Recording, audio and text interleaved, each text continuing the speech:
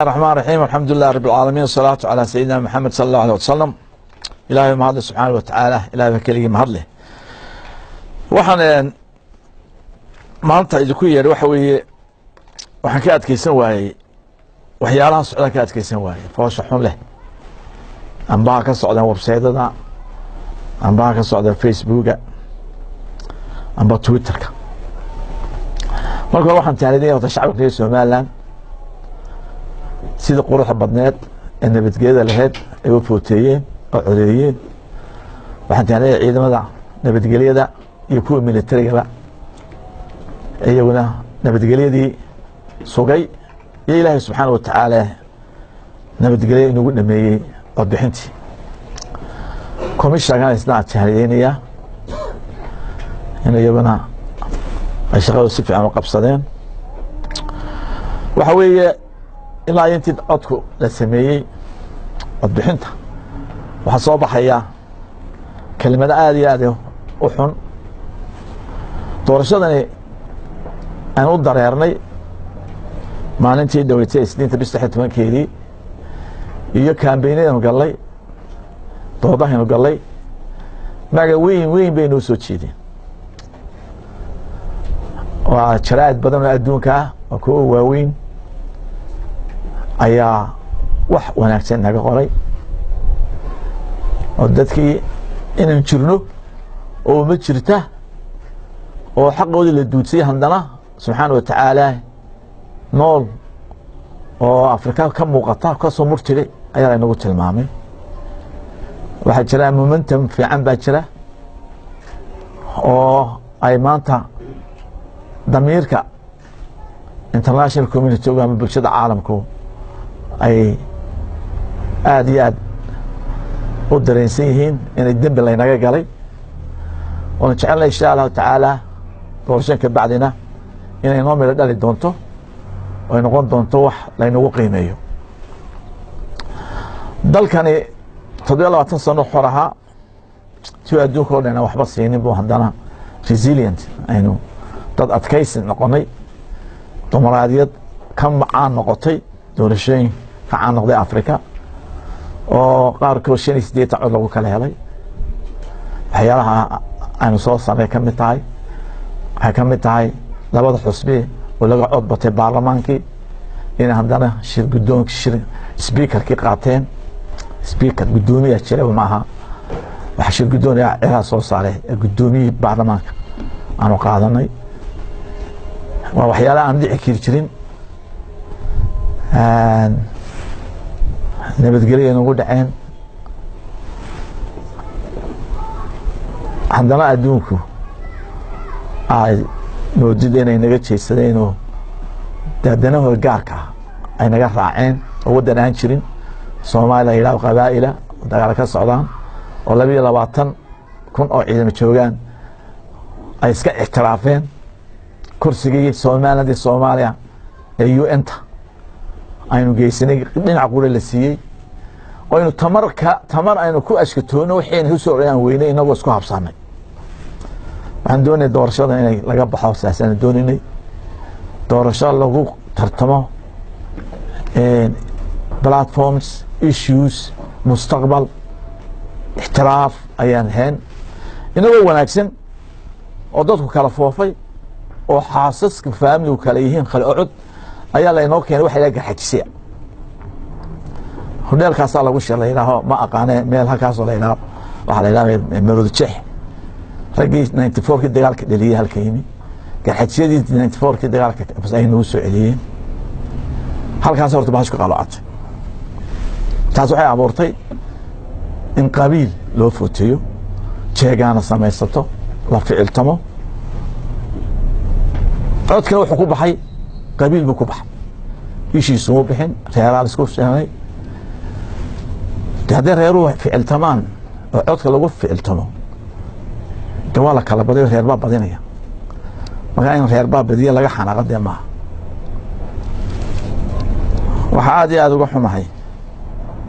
wuxuu ku hadlayo ninka Axmed Sheel waa taqaanana markii carto waa ninkii ooyee markii arrimaha Soomaaliya laga hadlayay maanta wuxuu leeyahay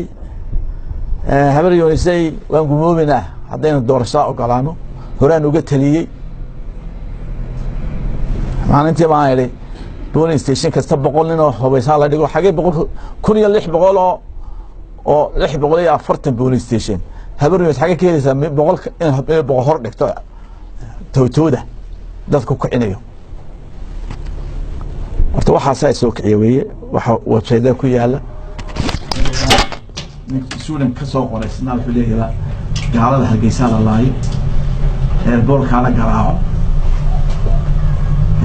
burburcadeed hala xoojiyo si badbar u xiranto waxaan sheegayaa iyaga ka yimi qurbajoog ee doonayeen inay inta caruur dibadda soo dhigteen inay Soomaaliland masaakiinta dadka reer Soomaaliland inay qasgeliyaan haloo diyaar ka raacaan suurta gali maysan leena haleenahay shacbiga reer Soomaaliland ee soo dadaalay maanta ka soo kabtay dagaalkii sokeeye ee 94kii dadka soo celiya wixii waxaan sheegaynaa inaan maanta Soomaaliland dagaal ka dhicin xumaanta ay dusha ka saaran tahay ku cildaystan doonaan waxa jirta rag baa intay soo taageen TV-ga presska ilaaheen waxa la soo qortay buug beenbeena oo lagu footay ilaaheen foojiri baa la soo sameeyay waxay ahayd markay ka baxeen miidiyaha in la soo qabtay hadday yihiin foojirina la keeno cidii keentay foojiriga soo samaysay buugta bixinta soo samaysay hadda nek laga qaatay commissionkana la ogaado cidda bixisay intay saayiraheen waa lagu shubtay ayaa dagaal ka dhacay dadka mudaharaad dhigay dad baa ku dhintay ilaa maantana dibadda joogaan waxaan arinta ogaatay inuu ahaa buug soo haray oo buugga codbixiyaasha ka soo haray oo gobolka saaxil ahaa waliba deegaanka taageera ciro ah in la soo qabtaa weey ragii press conference bixiyay ee dhimashada maanta keenay ee dadka maanta dhintay ka mas'uulka ah ee beenta faafiyay in la soo qabtaa weey 240 sanduuq oo hore loo tilmaamay oo loo jiray ayay ilaahay wadan nagu celiya iyagoo nagala tashan labada xusbe kale commissionku ayuu ogolaaday ilaa hadda 6 mid baa haro mid qor oo maqar laga helay ma jiro hal qaanad mid laga helay ma jiro laba maalmood dib u dhacday magaalada saay in cod bixintii iyo in result kala sheego waxaan arkaynaa halkaa in jireec weyn ka muuqan tahay uu ka muujiyay in marka taqaanay nek koow in soo qabtaan buugi markay ogaadeen laga xaday kii siteen soo qabtaan kii u dhiibanay in helaan wadan aan sharci ku shaqeynin oo sulxun soconaya xirtajab wadan noqon maayo waxaan leenahay natiijada way soo dhowdahay kursi qof oo fadhiisan lahaa nina laguma talagelin inuu keligii helo dadka rabshada laga dayan leena masaakiinta 22 maalmood aan ku dul warwareegnay campaign ku xun ku wadnay aan shaqaysan aan iskuul tagin rabshad kale oo baahnaan Soomaaliland waxaan leenahay dawladda maanta joogta ee bishu arsantayna waa inuu sharci u shaqeeyaa sharci inuu shaqeeyo rag ka soo bu'aya ergaaban waxaan leenahay Soomaaliland waxay yeeli kartaa Soomaaliland ka u baahan idaga qaran u baahan إذا كان دكاديجي شقينين ودادين دمانين دياردين من ما أنت عد أبغى قرن أو جبان أرجعوا ما شرتوا سمعنا كبر برميس سداس سناجلان إياه ودين لأن ما سمعت مياه إذا كان حمان تكياني قبيل كياني كحتير كياني منصر باسكو أبورتين ده أتكيستا إذا كان شيئا سميه علينا هاي ادي هاي شخص بقانا هاي الدورشادنا waana tale la isku yimaada barbaraarna lama ogola dalkan wuxuu u baahan yahay in wada jir looga wada taliyo horumarkiisa laga tashado sharciyada la adkeeyo ixtiraafkiisa loo helo laga sameeyo shaqo si loo abuuro loo sameeyo wixii hor laga baxo aan dowladnimo ahayn qaska ahayn literally ma ahayn dowladnimo waxaan ku nooleen qolooyinka siiriga noo hay waxaan leenahay weligiinba naqaska isku noqon jiray Soomaaliya hadii Walistaan waanu adkaysan doonaa kaya waalana waanu qaban doonaa dhibaatooyinka naga hor joogtana waan dhamaysan doonaa waxba adeer fooxa noogu rido bunka noo cabina aan leenahay anaguna insha Allah taala adoogeenu jabi doonaa waxaan leenahay ragga waaweyn Axmed Shir kamid yahay rag kale markaan arkaysiin ka xishoonayo maanta dalka idinka awladan ragaan ogahay oo ku jira rabshadaha adeer baa looma yeedho maanta cidiga sidoo ma jirto shakhsiyaadkan la hadlayo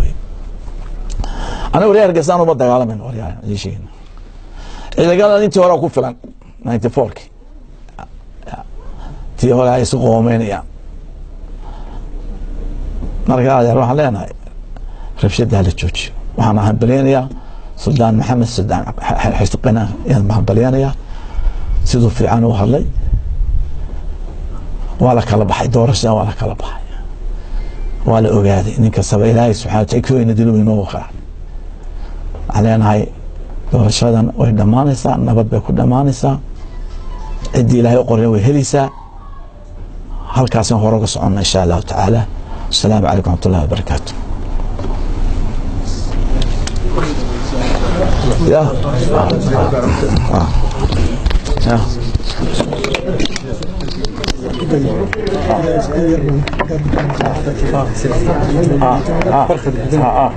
هذا الواحد كله ضدك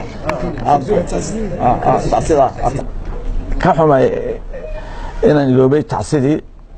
dadkii dhaawacmay Ilaahay subhanahu wa ta'ala soo bogsadeen dawladdu waxa leenahay dadka hadar yeesho dadkii dhintaa waxaan sameeyay iimaan waxaana xilku saaray if iyo aakhirana Cabdiraxmaan Iraya taageerayaashiisa dadku waxay ay saaray ana laba jeer baan dhaco marna riina iyo may dhiman waqtiga marka waxa weeye dadku waxa ka dambeeyana Ilaahay baa aakhira kala xisaabtami doona qofkii dhintay waa dadkii abuuray fidmada abuuray fidma hurda dadkii kiciyay ay dushka saaran tahay sabri ma geedeen Ilaahay naga siiyo salaam alaykum.